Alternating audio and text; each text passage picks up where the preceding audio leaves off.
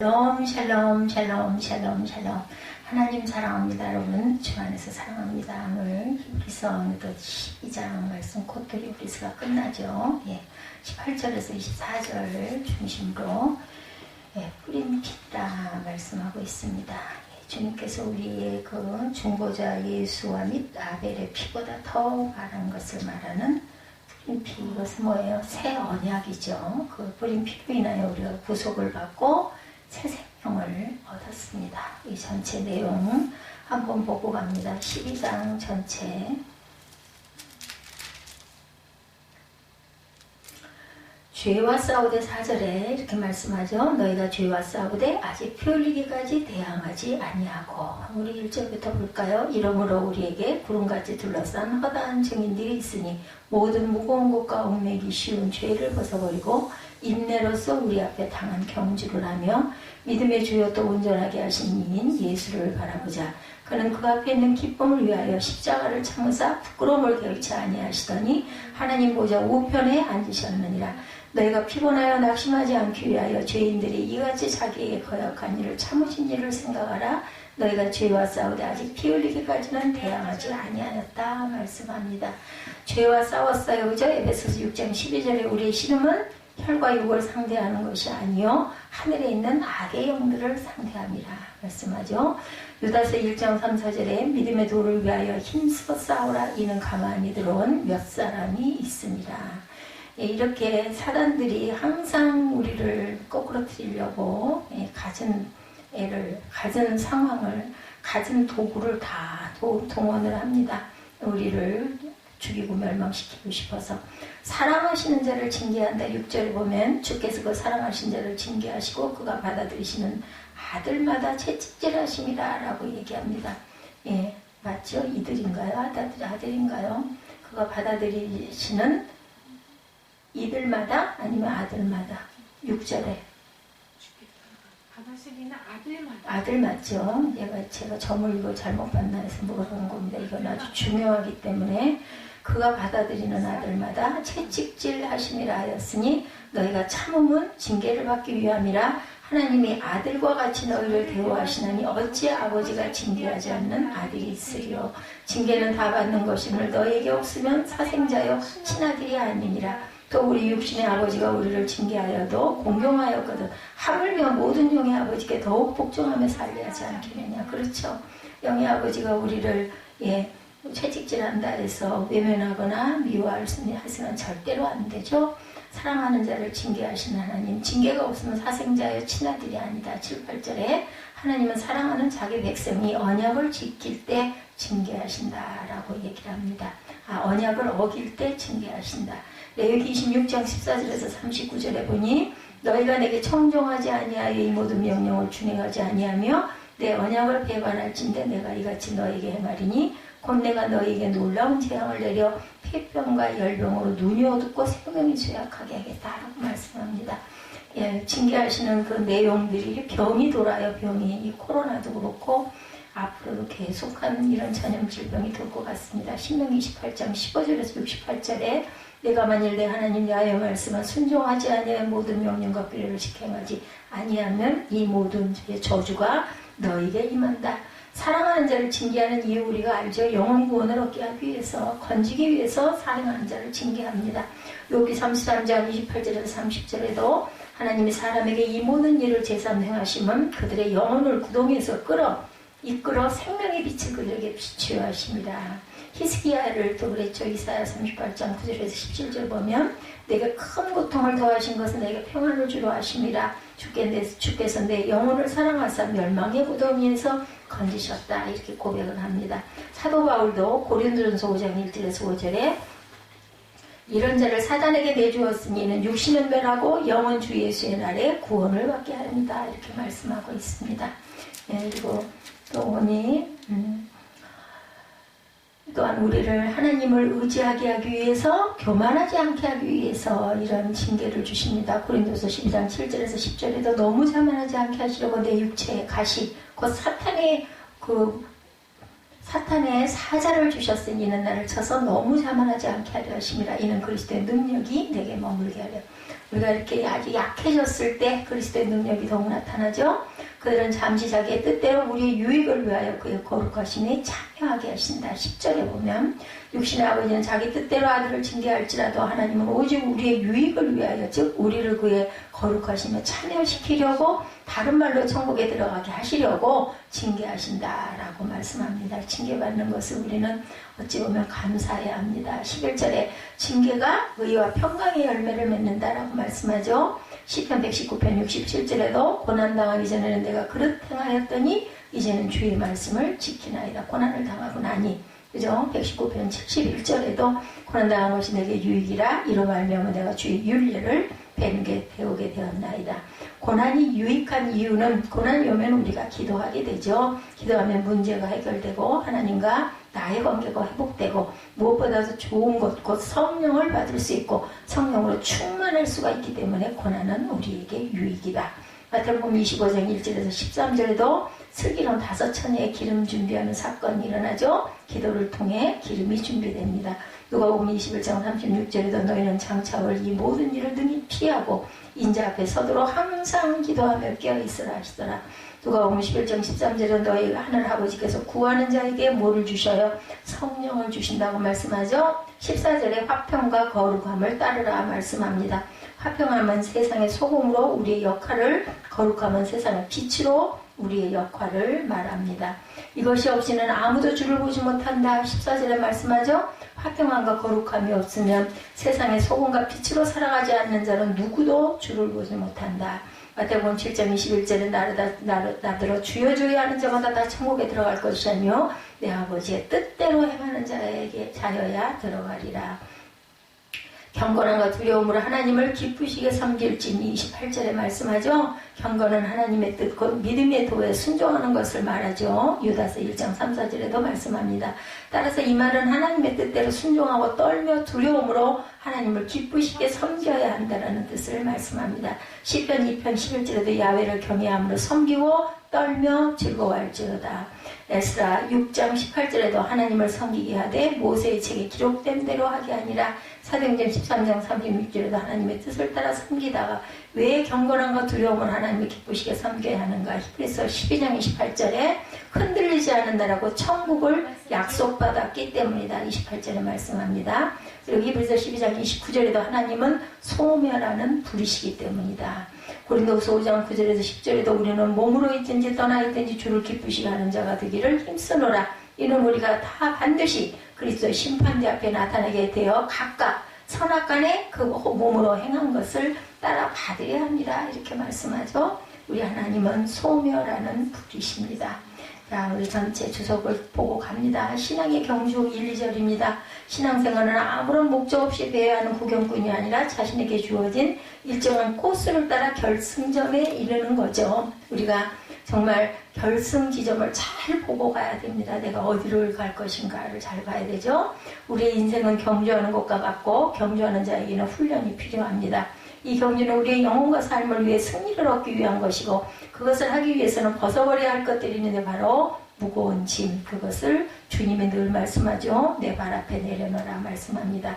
히브리서 기자는 예수를 바라보므로 우리를 낙심시키는 모든 것을 바라보지 말 것을 가르치고 있죠. 유혹의 욕심을 버리라. 에베소서 4장 22절입니다. 너희는 유혹의 욕심을 따라 썩어져가는 구습을 따르는 뭐를 벗어버리고 옛사람을 벗어버리고 오직 너희 심령이 새롭게 되어 하나님을 따라 의와 진리의 거룩함으로 지으심을 받은 뭐를 입어라? 새 사람을 입으라. 영생을 사모해야 하죠. 히브리서 9장 28절입니다. 이와 같이 그리스도도 많은 사람의 죄를 담당하시려고 단번에 들이신 바 되셨고 구원에 이르게 하기 위하여 죄와 상관없이 자기를 바라는 자들에게 몇 번째? 두 번째 나타나십니다. 징계에 대한 태도에 대해서 3절에 말씀하고 있습니다.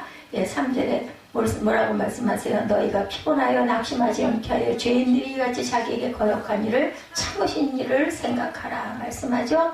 히브리서 기자는 주의 징계하심을 겸히 여기지 말며 그에게 꾸지람을 받을 때 낙심하지 말아라 5절에 이렇게 말씀합니다. 또 아들들에게 권한 것 같은 너희에게 고면하신 말씀도 잊었도다 이랬을 때 내 아들아 주의 징계하심을 겸히 여기지 말며 그에게 꾸지람 받을 때 낙심하지 말라.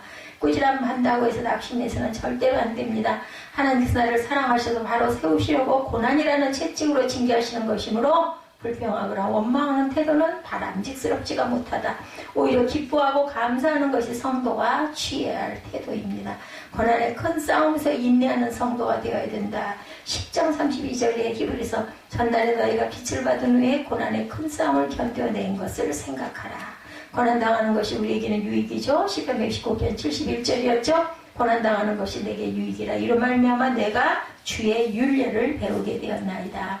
하나님께서 징계하신다고 말씀합니다. 주께서 그 사랑하는 자를 징계하시고 그가 받아들이시는 아들마다 채찍질하심이라 하였으니 하나님의 징계는 곧 그분의 자녀라는 증거입니다. 그러므로 징계하심을 겸히 여기지 말고 그렇다고 징계로 인하여 낙심하지도 말아라. 징계를 정당한 것으로 달게 받아 인내로 순종할 때 그의 영혼은 하나님 앞에 바로 설 수가 있다. 우리를 지으신 분께서 우리를 가장 잘 알고 계시고 우리의 유익을 위해 무엇이 우리에게 필요한지도 가장 잘 아시는 하나님께서 당신의 사랑하는 자녀들의 잘못된 면을 징계를 통해 고치기도 하시고 훈련시키기 위해서도 뭐를 주셔요? 고난을 주신다는 거죠. 징계를 싫어하는 자는 짐승과 같다. 잠언 12장 1절입니다. 훈계를 좋아하는 자는 지식을 좋아하거니와 징계를 싫어하는 자는 짐승과 같으니라. 아주 무서운 말씀이네요. 하나님을 경외하며 의를 행하는 자 사도행전 10장 35절에 각 나라 중 하나님을 경외하며 의를 행하는 사람은 다 받으시는 줄 깨달았도다 말씀합니다. 징계의 목적에 대해서 10절에 말씀하고 있습니다. 그들은 잠시 자기의 뜻대로 우리를 징계하였거니와 오직 하나님은 우리의 무엇을 위해서? 유익을 위하여 그의 거룩하심에 참여하게 하신다. 우리의 유익을 위해서. 죄에게서 해방이 된 사람은 자기의 지체를 의에게 종으로 두여 거룩함에 이르도록 한다. 하나님의 뜻은 우리 모두가 거룩하게 되는 것입니다. 육신을 입고 살아가는 우리는 너무도 자주 거룩하지 못한 것들과 접촉하게 되죠. 성경은 그리스도인의 몸을 하나님의 성전이라고 가르치시죠. 성도들에게 하나님께서 징계하시는데 이 징계를 통해 성도는 자신의 잘못을 깨닫고 죄와 불의를 멀리하고 거룩하심에 참여하게 됩니다. 하나님께서 거룩하신 것처럼 너희도 거룩하라 말씀하죠. 우리의 유익을 위해서 가장 귀한 것을 주셨다. 요한복음 3장 16절이죠. 하나님의 세상을 이처럼 사랑하사 누구를 독생자를 주셨으니 가장 귀하죠. 이는 그를 믿는 자마다 멸망하지 않고 영생을 얻게 하려 하심이라. 성도는 거룩함으로 지으심을 받은 새 사람을 입어야 합니다. 에베소 4장 24절이죠. 하나님을 따라 의와 진리의 거룩함으로 지으심을 받은 새 사람을 입으라. 이 새 사람이 아주 귀하죠. 의의 열매를 맺는다. 11절이죠. 무릇 징계가 당시에는 즐거워 보이지 않고 슬퍼 보이나 후에 이로 말미암아 연단받은 자들은 의와 평강의 열매를 맺는다. 샬롬의 열매를 맺는다는 거죠. 평강이라는 것은 징계를 능히 감당한 자에게는 의와 평강의 열매를 맺게 됩니다. 사람이 줄 수 없는 참된 평안, 하늘의 평강은 혹독한 시련을 통하여 얻게 된다. 그러므로 징계를 받은 사람들은 하늘의 보화인 평안의 열매를 기대할 수 있는 기회를 받았다는 것을 잊지 말자. 목마른 사람이 참된 물맛을 알고 배고픈 사람이 빵의 가치를 알듯이 공고를 경험한 사람이라야 그것을 극복하는 지혜가 얼마나 귀한 것인가를 피부로 느끼게 됩니다. 우리는 징계를 통해서 하나님과 사람에게 기쁨과 유익을 주는 열매들을 맺어야 되겠죠? 우리는 징계를 통해서 항상 귀한 열매를 맺는다는 것을 잊지 마십시다. 주의 법을 사랑하는 자에게는 큰 평안이 있다. 시편 119편 165절입니다. 주의 법을 사랑하는 자에게는 큰 평안이 있으니 그들에게 장애물이 없으리라. 하나님의 나라는 성령 안에서 의와 평강과 희락입니다. 하나님의 나라는 먹는 것과 마시는 것이 아니요 오직 성령 안에 있는 의와 평강과 희락이라. 연약한 무릎을 일으켜 세웁니다. 12절에 징계는 그것을 당하는 사람들로 하여금 자성하는 시간을 갖게 함과 동시에 올바른 길을 보여주기 때문에 삶을 재정비할 수 있는 좋은 계기가 됩니다. 고난당하기 전에는 그릇 행하다가 고난을 통해 바른 길을 행하게 되는 사람들이 많이 있습니다. 하나님의 징계는 피곤한 손과 연약한 무릎을 일으켜 세우게 한다 말씀하죠. 12절에 그러므로 피곤한 손과 연약한 무릎을 일으켜 세우고 너희 발을 위하여 고든 길을 만들어 저는 다리로 하여금 어그러지지 않고 고침을 받게 하라. 저는 다리도 고침을 받는다라는 거죠. 순환의 교육으로 잘못된 소행과 허물과 교만과 죄를 깨닫고 회개해서 하나님께로 돌아오는 우등생이 되어야 되겠다. 순환의 교육으로 순종하며 형통한 생활을 하자. 발을 악에서 떠나게 해야 합니다. 잠언 4장 27절입니다. 좌로나 우로나 치우치지 말고 내 발을 악에서 떠나게 하라. 떨리는 무릎을 굳게 하라. 이사야 35장 3절입니다. 너희는 약한 손을 강하게 하며 떨리는 무릎을 굳게 하며 겁내는 자들에게 이르기를 굳세어라. 두려워하지 말라. 보라 너희 하나님이 오사 보복하시며 갚아주실 것이라. 하나님 오사 너희를 구하시리라 하라. 그리고 믿음으로 살라고 말씀하죠. 배교자들을 경계하라. 16절입니다. 이단과 배교자들은 예수 그리스도를 떠나 사단의 지배를 받는 그리스도로 나타납니다. 성도는 이들을 철저히 경계해야 되겠다. 성도가 교회에서 경계할 인물은 쓴뿌리인 독초와 같은 자들, 이단과 사설이죠. 이들은 배교자로 하나님을 떠난 이단들이나 이방신과 우상을 섬기는 자들을 말하죠. 그리고 음행하는 자와 망령된 자를 우리는 경계해야 한다. 또한 회개의 기회를 놓쳐서는 안 되죠. 회개할 기회를 놓치는 것은 하나님의 자비의 손을 뿌리치는 것 같다. 교회 내 악인들로 하여금 퍼질해하게 돼서 사도행전 8장 23절에 내가 보니 너는 악독이 가득하며 불의에 메인 바 되었다 말합니다. 음행하는 우상숭배 상징으로, 음행은 우상숭배 상징으로 쓰였어요. 사사기 2장 17절에 그날에 자고 한 자는 굴복하되 교만한 자는 낮아지고 야훼께서 홀로 높임을 받으실 것이요. 하늘에 있는 새 언약이라고 22절에 말씀하고 있습니다. 22절 봅니다. 그러나 너희가 이룬 곳은 시온산과 살아계신 하나님의 도성인 하늘의 예루살렘과 천만 천사와 하늘에 기록된 장자들의 모임과 교회와 만민의 심판자이신 하나님과 및 온전하게 된 의인의 영들과 새 언약의 중보자이신 예수와 및 아벨의 피보다 더 나은 것을 말하는 뿌림핀이라 라고 말하죠. 음행은 우상숭배의 상징으로도 쓰입니다. 그날에 자고 한 자는 굴복되며 교만한 자는 낮아지고 야훼께서 홀로 높임을 받으실 것이요. 하늘에 있는 새 언약, 하나님이 주신 새 언약은 죄인들의 구속과 아울러 성도들이 영원히 거하게 될 하나님 나라에 대한 내용을 포함하고 있습니다. 22절에 너희가 이룬 곳은 시온산과 살아계신 하나님의 도성인 하늘의 예루살렘과 천만 천사와 하늘에 기록된 장자들의 모임과 교회와 만민의 심판자이신 하나님과 및 온전하게 된 의인의 영들과 새 언약의 중보자이신 예수와 및 아벨의 피보다 더 나은 것을 말하는 뿌림핀이라 말씀하고 있습니다. 예수 그리스도의 피 흘림을 통해서 인류의 죄를 속하고 구속의 역사를 완성하신 인류의 속죄양 예수 그리스도시요. 예수 그리스도를 믿는 성도들은 이미 새 언약의 성취를 맛본 자들이라는 거죠. 이것은 예수 그리스도에 대한 믿음의 새 언약을 성취하는 유일한 조건임을 일깨워줍니다. 하는 게 다 필요 없어요. 예수만 믿으면 됩니다. 그리스도의 지체인 성도들입니다. 우리 모두는 고린도전서 12장 12절 몸은 하나인데 많은 지체가 있고 몸의 지체가 많은 한 몸인 것 같이 그리스도도 그러하니라. 영원한 언약입니다. 이사야 55장 3절에 너희는 귀를 기울이고 내게로 나와 들으라. 그리하면 너희의 영혼이 살리라. 내가 너희를 위하여 영원한 언약을 맺으니 곧 다윗에게 허락한 확실한 은혜니라 말씀하고 있습니다. 굳건한 믿음의 태도로 보이려고 24절에서 26절에 말합니다. 새 언약의 중보자이신 예수와 및 아벨의 피보다 더 나은 것을 말하는 뿌림핀이라. 너희는 삼가 말씀하신 일을 거역하지 말라. 땅에서 경고하신 일을 거역한 그들이 피하지 못하였거든. 하물며 하늘로부터 경고하신 일을 배반하는 우리일까 보냐. 그때는 그 소리가 땅을 진동하였거니와 이제는 약속하여 이르시되 내가 또 한 번 땅만 아니라 하늘도 진동하리라 하셨느니라. 이 또 한 번이라고 하시면 진동하지 않은 것을 영존하기 위하여 진동할 것들 곧 만드신 것들이 변동이 될 것을 나타내십니다. 그러므로 우리가 흔들리지 않는 나라를 받았은즉 은혜를 받자. 이로 말미암아 경건함과 두려움으로 하나님을 기쁘게 섬길지니 우리 하나님은 소멸하는 불이심이라 말씀하고 있죠. 이러한 약속을 받고 있는 성도들은 어떤 환난 속에도 이 소망을 잃지 말고 굳게 잡고 가야 된다. 우리는 행동하는 지성이라든가 행동하는 양심, 행동하는 신앙이라는 말을 종종 듣는데 이는 곧 지성이나 양심이나 신앙 등의 행동으로 굳혀야 되지 않으면 그가 그가 그 유용성이 형편없이 떨어지게 된다라는 거죠. 그것들은 행동이라는 옷을 입지 못한다면 죽은 지성이 되고 죽은 양심이 되고 죽은 신앙이 될 수밖에 없다. 우리는 그래서 행함이 아주 중요합니다. 눈에 보이는 것은 잠깐이죠. 고린도후서 4장 18절에 우리가 주목하는 것은 보이는 것이 아니요 보이지 않는 것이니 보이는 것은 잠깐이요 보이지 않는 것은 영원합니다. 은혜 받은 자의 취할 태도 에베소서 1장 6절입니다. 이는 그가 사랑하시는 자 안에서 우리에게 거저주시는 바 그 은혜의 영광을 찬송하게 하려는 것이다.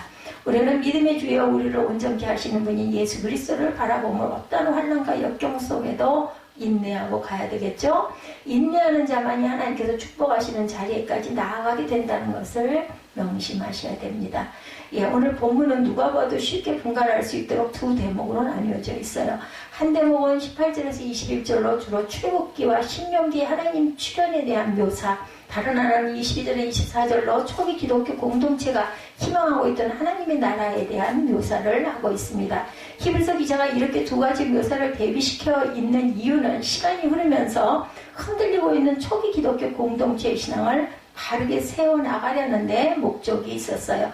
과연 이 두 신앙은 어떤 차이가 있을까? 무슨 이유로 히브리서 기자는 시나이산과 시온산의 차이를 대비시킴으로 기독교 신앙의 근본을 세워나갈 수 있다고 생각했을까? 히브리서 기자는 18절을 이렇게 시작합니다. 18절 보면 너희를 만질 수 있고 불이 붙는 산과 침침함과 흑암과 폭풍과 나팔소리와 말하는 소리 있는 것이 이런 것이 아니라 그 소리를 듣는 자들은 더 말씀하지 아니하시길 구하였나니. 예, 그가 이렇게 말했다는 것은 성도들이 여전히 시나이산을 그리워했다는 뜻입니다. 이것은 매우 자연스러운 현상이죠. 평생 시나이산의 신앙의 토대를 두고 살아왔다고 한다면 아무리 새로운 신앙의 세계를 맛보았다 하더라도 시나이산은 완전히 벗어날 수가 없다는 거죠. 예, 흡사 이스라엘 백성들이 모세의 영도로 출애굽을 탈출을 한 다음 광야 생활을 하면서 끊임없이 애굽의 삶으로 돌아가려는 시도를 했던 것과 같습니다. 일종의 복고주의라 할 수 있는 이런 경향은 인간에 거의 본능적으로 주어지죠. 한 사회가 변혁과 혁명으로 나아가는 길이 어려운 이유도 여기 있습니다. 전혀 새로운 가치관과 삶의 내용을 받아들이기보다는 옛날의 것을 그대로 유지하는 게 정서적으로 훨씬 편하기 때문에 우리는 돌아가려고 하는 그러한 그 마음, 다이어트 하면 뭐라 그래요? 요요 현상이라고 그러죠? 다시 돌아가려고 하는 그게, 그래서 그냥 다시 또 되돌아가는 그런 거. 오늘 우리 사회가 패러다임의 변화기에 들어섰다고 보이는데, 해방 이후 몇 년이 지났어요? 7, 80년 지금 됐죠. 1945년 해방이 됐으니까. 예, 우리 이 남쪽 사회를 지배하던 일제 식민의 권위주의와 근본적으로 허물어지는 과도기, 이 과도기를 통해서 이날의 새로운 삶의 내용과 질서가 세워질 수 있을는지에 대해서는 아주 확실하게 말씀드릴 수는 없지만, 하나는 변화가 일반 대중화해주는 불안감, 우리가 뭔가 변화되려고 하면은 불안하고 불편하기도 하죠. 이렇게 하다가는 북한이 남한을 지배하는 게 아닌가, 이러다가는 시장 경제가 훼손되고 사회주의가 들어서는 게 아닌가 하는 불안감, 이런 불안감의 그러한 기초가 지금 많이 여러 곳에서 드러나고 있습니다. 또 다른 하나는 아주 구체적인 장애 요소로 이런 변화를 본능적으로 거부하는 사람들이 이 사회를 여전히 장악하고 있다는 거죠. 기업가, 대학 교수, 법관, 검찰, 군장성, 고위 언론인, 국회의원을 중심으로 한 정치인과 고위 관료들은 대부분 이런 변화를 싫어합니다. 한 사회의 변형은 거의 불가능할 정도로 힘든 일, 이런 복고적인 현상은 개인에게도 나타나죠. 어렸을 때 받은 교육과 형성된 정서는 변하기 쉽지가 않습니다. 나이가 들면서 새로운 삶의 세계에 대해서 눈을 뜨는 경우가 있기는 하지만 일반적으로 우리의 삶에는 환상의 법칙이 통용이 됩니다. 자기가 생각하고 느끼고 살았던 그런 삶을 그대로 유지하는 거죠. 이런 상태가 극단적으로 고착화되면 일종의 자폐증을 앓는 사람처럼 살아가게 됩니다. 초기 기독교 교회 신자들이 유혹을 받았던 시나이산에서 무슨 일이 있었고 그 의미는 과연 뭘까 한번 생각해 봅니다. 그 내용은 출애굽기 19장에 자세하게 그려져 있습니다. 야훼 하나님은 광야 생활을 시작한 이스라엘 백성들에게 자신을 구체적으로 계시하기로 작정하시죠. 모세를 통해서 주신 율법이 바로 그것이죠. 근데 율법을 받게 되는 상황이 아주 이채롭습니다. 모세가 율법을 받으러 시나이산에 오를 때 아무도 따라오지 못했어요. 출애굽기 19장 12절이죠. 시나이산이 신의 산이에요. 그 산에서 천둥소리, 번개짓음, 구름, 나팔소리 같은 현상이 임했고, 신의 산의 아래에 진이 기다리고 있던 이스라엘 백성들은 두려움에 떱니다. 오늘 본문의 그 현상을 7가지로 설명을 합니다. 산과 불과 구름과 암흑과 폭풍과 나팔소리가 굉장한 음성이 그런 것들이죠. 하나님이 모세에게 현현하시고 율법에 수여된 거룩한 신의 산에서 사람도 접근할 수 없고 짐승도 접근할 수가 없었다 그래요. 접근했다가는 모두 다 죽으니까. 모세마저도 나는 너무나 무서워서 떨린다. 신명기 9장 19절에 이렇게 고백합니다. 하나님의 거룩함이 가득하다고 알려진 이 신의 산 전승은 대대로 이스라엘 백성들의 가슴속에 강렬한 빛으로 새겨졌습니다. 일종의 화산 폭발과 지진이 동반된 이런 자연재해야말로 고대인들에게 신의 현현 사건으로 받아들여지게 안성맞춤니다. 얼마나 두렵고 무서웠을까요? 제가 만약에 그 자리에 있었다면. 인간이 실제로 두려움을 느낄 만한 가시적이고 폭발적인 현상이 우리의 심층에 있는 종교심을 불러일으킨다는 점에서 히브리서 공동체가 신의 산의 전승으로 돌아가고 싶어 했다는 사실은 어쩌면 당연할 수 있다. 망망한 바다를 마주대하면 우리가 얼마나 왜소해지는지를 깨닫게 됩니다. 무섭죠? 밤바다 무섭더라고요. 신앙적인 눈으로 그것을 대한다면 하나님의 능력을 느낄 수 있겠죠. 그래요. 우리가 너무 작게 보입니다. 자연 속에 있을 때 특히 아무것도 할 수가 없죠. 여러분들 은하수 아시죠? 그 별을 관찰할 수 있는 망원경이 있다면 우리는 우주에 펼쳐져 있는 파노라마를 구경할 수가 있다. 천문대에서 바라보는 별들이 그렇게 아름답다고 하더라고요. 태양에서 가장 가까운 별이 2, 3광년 떨어져 있죠. 태양처럼 행성을 거느린 별은 45광년 정도 떨어져 있답니다. 이런 거대한 우주는 우리의 마음을 겸손하게 만들죠. 나는 정말 아무것도 아닌 존재다. 이런 생각을 하게 만들죠. 더 나아가서 어떤 거룩한 경험을 하게 됩니다. 이런 점에서 이스라엘 백성들이 불을 내뿜는 신의 산에 하나님이 임재하는 것으로 믿었다는 사실은 그럴듯하죠. 시온산, 그런데 히브리서 기자는 이제 시나이 산에서 경험하는 것과는 전혀 다른 신앙의 세계. 자, 22절에 뭐라고 말씀해요? 너희가 이른 곳은 시온산과 살아계신 하나님의 도성인 하늘의 예루살렘과 천만 천사와 이렇게 얘기합니다. 예루살렘 그 뒤로 계속 이어지죠. 거기에는 수많은 천사들이었고 23절에 하늘에 기록된 장자들의 모임과 교회와 만민의 심판자이신 하나님과 및 온전하게 된 의인의 영들과 새 언약의 중보자이신 예수와 및 아벨의 피보다 더 나은 것을 말하는 푸린핀이라 여기까지 우리 본문이었는데 거기에는 수많은 천사들이 있고 잔치가 벌어져 있고 하늘에 등록된 장자들의 교회가 있고 만민의 심판자이신 하나님이 계시고 완전히 올바른 사람들의 영혼들이 거기에 모두 다 모여 있다는 거예요. 그리고 새로운 계약의 중재자이신 예수가 계시고 아벨의 피보다 더 큰 힘을 발휘하는 속죄의 피, 뿌린 피가 거기에 있다. 앞에서 시나이 산과 대비되는 시온산의 장소는 확인되지 않습니다. 몇몇 산들이 거명되기도 하지만 그것보다 예루살렘 자체를 의미하는 상징적 장소라고 보고 있다고 해요. 시온산의 장소, 이것은 상징적 예루살렘을 뜻하고 있다. 시온이라고 얘기하죠. 많이. 기원전 6세기에 바벨론에게 함락당한 예루살렘을 회복하자는 이스라엘 사람들의 운동이 또는 기원 후 70년경에 다시 로마에 의해서 함락되었던 예루살렘을 회복하자는 운동을 시오니즘이라고 하는데 그 단어가 바로 이 시온을 뜻한다고 합니다. 그 근원이 시오니즘, 이것이 바로 시온을 뜻한다. 신의 산은 있고 시온산이라는 것은 하나의 상징, 예루살렘을 상징한다는 거죠. 히브리서 기자가 본문에서 나이로비에 있는 여러 상징적 용어들은 시온산을 해명하고 있는 거예요. 시온산은 하나님의 성이고 하늘의 예루살렘이다. 이러한 상징들은 세목별로 살펴보는 것도 흥미는 있지만 우리는 이 시간에 이것을 뛰어넘어가고 이 상징이 말하려는 근본을 한번 짚어봅니다. 저와 여러분이 본문을 읽을 때 이미 보고 가셨겠지만 신의 산에서 벌어진 것은 이스라엘 백성들의 역사 안에서 일어난 하나님의 현현의 자연현상인데 반해서 시온산과 연관해서 등장하는 용어들은 영적인 세계를 가리킵니다. 분명하게 구별되죠. 불, 구름, 폭풍은 신의 산의 현상이고 하나님의 도성, 하늘의 예루살렘 속죄의 피는 시온산의 사건으로 구별이 됩니다. 이스라엘 백성들은 이런 구체적이고 가시적인 사건에서 하나님을 인식하는 반면에 초기 기독교는 영적인 사건에서 하나님을 인식했다라는 차이가 있어요. 그렇다고 해서 구약의 세계가 전혀 영적이지 않았다는 것은 아니죠. 이미 창조 사건 때부터 하나님의 영이 활동하셨고 이스라엘의 예언자들은 한결같이 이런 하나님의 영과 연결되었던 사람들입니다. 근본적인 차원에서는 구약도 하나님을 영적으로 해명하고 있지만 이스라엘 백성들은 그것으로 만족하지 못하고 끊임없이 이 세상에서 확인할 수 있는 증거들을 더욱더 기대하고 싶어하죠. 그런 종교심리의 극대화가 곧 우상숭배가 됩니다. 초기 기독교가 전혀 다른 차원에서 하나님을 인식하게 되었다는 것은 바로 이러한 요소들로부터 완전히 결별하고 순전히 영적인 세계에만 집중하고 있었다는 뜻입니다. 시온산의 영성을 봅니다. 그런 영적인 세계가 구체적으로 무엇일까? 우리는 이 문제를 구체적으로 설명할 방법은 없어요. 오늘 본문이 계속해서 상징적 용어를 통해서만 하나님의 나라와 그의 계시를 언급하는 이유도 역시 영적인 것은 우리가 이 세상에서 확인할 수 있는 것과 전혀 차원이 달라 느끼는 것들이기 때문에 그런 거죠. 여기서 바로 기독교 선교가 감당해야 할 딜레마, 고민거리가 있습니다. 사람들은 좀 더 확실한 것을 요구하는 데 반해서 기독교는 하나님과 그의 나라를 단지 상징과 비유로만 해명해야 한다는 딜레마. 그렇기 때문에 우리가 영적으로 느껴지지 않은 사람은 믿을 수가 없는 거죠. 경험하지 않은 사람. 자녀들에 대해서 그렇게 누구예요? 사무엘 선지자가 그렇게 나라를 구하고 사무엘이 살아있는 동안은 정말 그 나라에 샬롬의 평강이 임했대요. 근데 그 두 아들들이 온전치가 않았어요.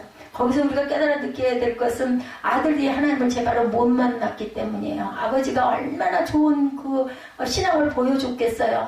항상 예배를 소중히 여기고 그랬던 아버지를 보고 자란 아들들인데도 그냥 그 굴레에 묶여 있었던 거죠. 부모님이 요즘도 마찬가지. 저도 참 그 부분에 오늘 새벽에 예배를 드리면서 그 부분에서 정말 많은 생각을 하면서 설교를 했는데 정말 아들이 좀 온전히 변화됐으면 좋겠는데 변화되지가 않고 있잖아요. 근데 사무엘 말이 사실은 자신의 고백일 수도 있어요. 나는 잘 모르겠다라는 얘기, 만나지를 못했기 때문이에요. 그래서 그 사무엘의 두 아들들이 아버지를 보고 은혜를 받고 왔지만 전혀 자기 하나님을 만나지 못해가지고 그렇게 온전치 못한 뇌물을 받고 재판을 하고 판관으로 있으면서 그런 것들로 인해서 백성들이 막 나중에 이제 사무엘이 나이 들어서 돌아가게 될 그 즈음에 라마에 찾아와가지고 우리에게 왕을 세워달라고 막 백성들이 아우성을 쳐요. 당신의 아들들이 온전치가 못해서 믿을 수가 없다.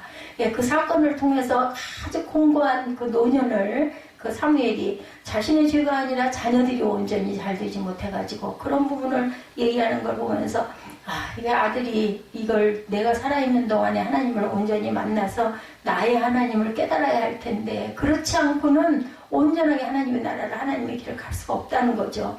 그 얘기를 들은 것처럼 시온산이 말하고 있는 영적인 세계를 우리가 거의 경험하지 못하는 것들이 문제다. 그렇기 때문에 특별히 경험한 사람들은 정말 대단한 은혜를 받은 자들이라는 거죠. 흡사 음악을 하기는 하지만 음악의 깊은 세계를 모르고 형식적으로만 따라가듯이 시를 쓰기는 쓰되 그 시의 세계를 온전히 제대로 모르고 언어 유희에 머물러 있듯이 그죠? 우리는 시온산의 영적인 세계를 제대로 파악하고 알지를 못하는 것. 이것은 영적인 것이기 때문에 누군가를 좀 온전하게 고쳐주고 싶어도 고쳐지지 못하는 것은 영적으로 하나님을 성령을 만나지 못해서 이런 거죠. 이 말은 신앙의 표면에만 머물러 있을 뿐이지 깊이로 들어가지 못했다는 뜻입니다. 오히려 그걸로 인해서 반발하게 되죠. 자꾸 그걸 강조하고 왜 그렇게 못해 왜 그렇게 못해 하면 그걸로 인해서 아주 엄청난 반함이 옵니다. 튀어나가죠. 결국은. 교회가 부흥하는 것만으로 교회 공동체의 존재론적 토대를 구축할 수 없다는 판단에 의해서 영성을 강조하는데도 그게 온전히 그 영적인 부분을 충만해지지를 못하는 이유가 바로 여기 있습니다. 영성이 근본적으로 무엇을 가리키는지 모르는 상태에서 이 문제에 접근하고 있기 때문에 해결책이 없어요. 근데 그거는 누가 해줄 수 있는 게 아니에요. 우리는 기도해 줄 뿐이지 아니면 방법을 얘기를 해주긴 하죠. 성경을 좀 많이 읽고 찬양을 좀 열심히 하고 찬양의 가사를 좀 음미해보고 합니다. 근데 조금 희망이 있는 거는 그래도 찬양 듣는 거 좋아하는 거 이거 하나가 그나마 참 다행이다 하는 생각이 듭니다. 단지 찬양을 뜨겁게 부른다거나 큐티를 집중적으로 한다는 식의 개인적 경건주의를 영성이라고 생각하지만 사실 꼭 그렇지만은 않다라는 거. 아니 이거 필요하죠. 어찌 보면 이렇게 하다가 하나님의 은혜를 깨달아 알게 되고 가슴이 뜨거워지고 어떤 하나님을 체험하는 느낌도 있긴 하지만 이것 자체가 영성은 꼭 아니라는 거죠. 이런 태도를 유지하는 것조차도 그렇게 간단하지 않지만 이런 신앙은 여전히 문제를 풀어낼 능력이 없다는 겁니다. 어떤 사건이 생기면 넘어지기가 허물어지기가 쉽죠. 예, 왜냐하면 그런 신앙 태도는 초기 기독교 때부터 지금까지 교회 공동체에 관심을 가져야 할 하나님의 나라와 그의 통치보다는 자기 자신에 대한 관심에 묶여있기 때문입니다. 내가 좀 뭘 좀 해야 할 텐데, 내가 어떻게 돼야 할 텐데, 이런 것들이 강하기 때문에 자기 자아가 강해서 이런 방식으로는 신앙생활이 또다시 지루해진다는 거. 뭔가 그죠? 확 트이는 뭔가 없고 시원해지는 노릇도 없고 뭔가 변화되는 것도 없고 끝도 보이지 않고 뭐 말 맞다나 이런 것들이다 보니까 그냥 자꾸 이게 도대체 뭐 하는 짓인가 이런 생각을 많이 하는 거죠. 그러다 또 하나의 다른 방법론을 찾아 나섭니다. 우리는 시나이 산이 아니라 시온산에 와 있어요. 지금 영적인 부분을 보기 위해서. 이 시온산은 하나님의 예수 그리스도를 통해서 율법의 세계가 아니라는 거죠. 시내산은 율법을 받았으니까. 이 시온산은 하나님의 예수 그리스도를 통해서 전혀 새로운 차원에서 하나님이 자기를 현현하셨던 곳입니다. 여기에는 흑암도 없고 폭풍도 없고 불도 없어요. 그러나 그런 것과는 전혀 다른 하늘의 예루살렘이 있는 거죠. 예수 그리스도의 속죄가 있습니다. 아직도 이게 무슨 뜻인지 감이 잡히지를 않을까. 하나님은 우리가 예상하는 불과 구름과 폭풍의 방식이 아니라 우리가 똑같던 한 인간 예수의 사건에서 구원의 길을 여셨어요. 가장 현실적인 부분인 거죠. 예수 그리스도가 우리와 똑같은 성정을 입고 오셔가지고 그분이 희생됨으로 인하여 우리의 구원의 문을 열었다는 거죠.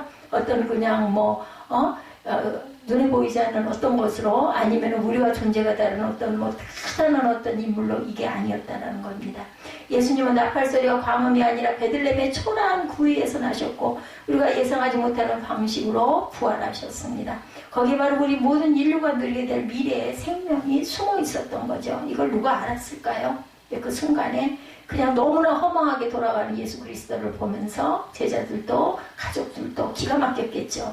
이런 구원과 생명의 세계를 늘 생생하게 느끼고 희망하는 사람은 결코 신의 산의 유혹을 받지 않습니다.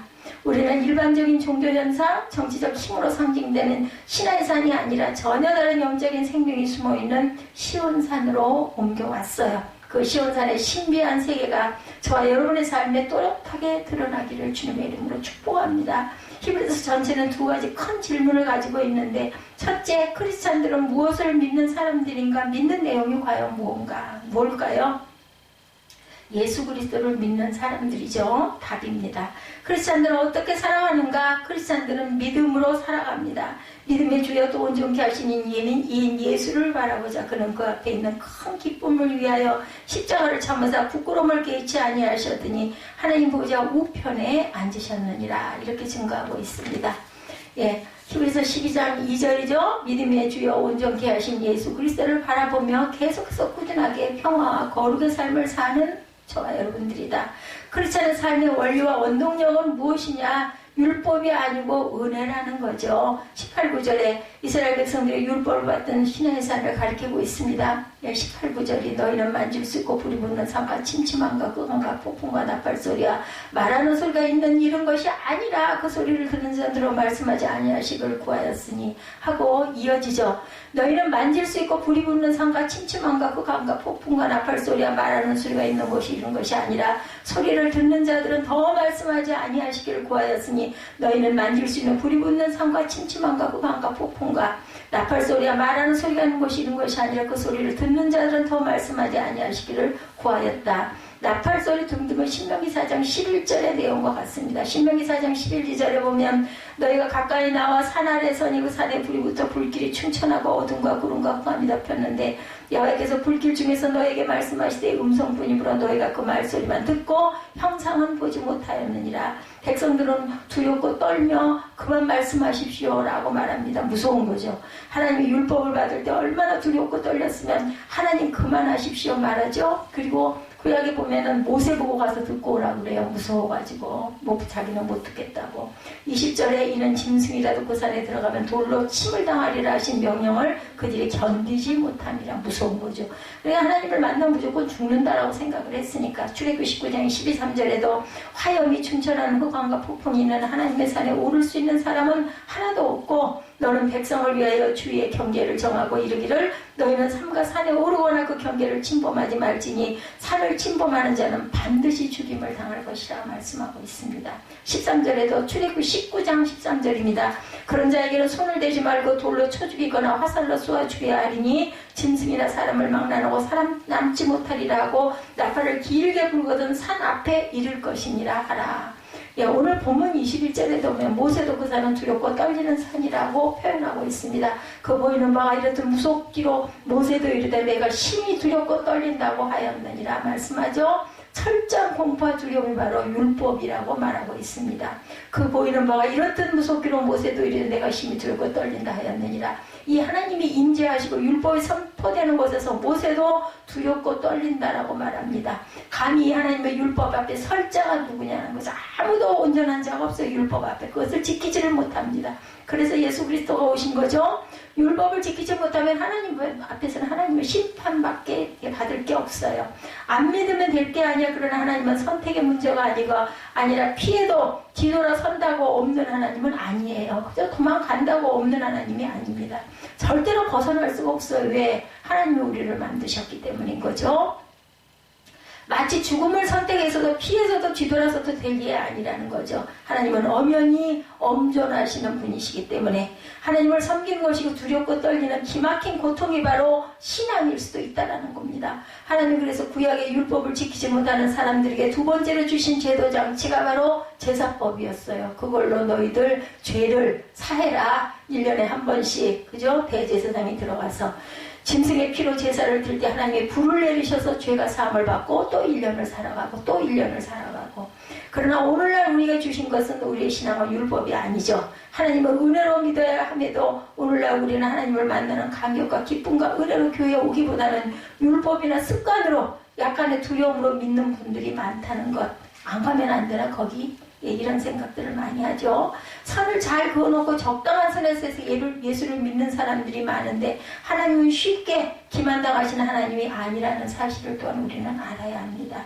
하나님은 공포의 하나님도 아니시지만 잔꾀에 넘어가는 분 절대로 아니죠. 고람대오 하나님이시기 때문에 하나님 우리를 구약 사람들이 믿었던 신하의 사인이 아닌 이 시대에 너희가 이룬 곳은 시온산과 살아계신 하나님의 도생인 하늘의 예루살렘과 천만 천사와 하늘에 기록된 장자의 모임과 교회와 만민의 심판자이신 하나님과 및 온전하게 된 의인의 영들과 새 언약의 중보자이신 예수와 및 아벨의 피보다 더 나은 것을 말하는 뿌린 피라고 이렇게 말씀하고 있는 거예요. 그래서 우리는 이 도성 이 예루살렘 성에 우리가 살아야 되고 거기에는 뭐예요? 새하늘과 새 땅이 열리는 구원의 약속이 있다라는 것을 믿는 율법이 아닌 영은 하나님의 영을 체험하는 성령을 체험하는 그곳에 시온에 있는 저와 여러분이라는 것을 잊지 않는 저와 여러분 되시기를 주님의 이름으로 축복합니다.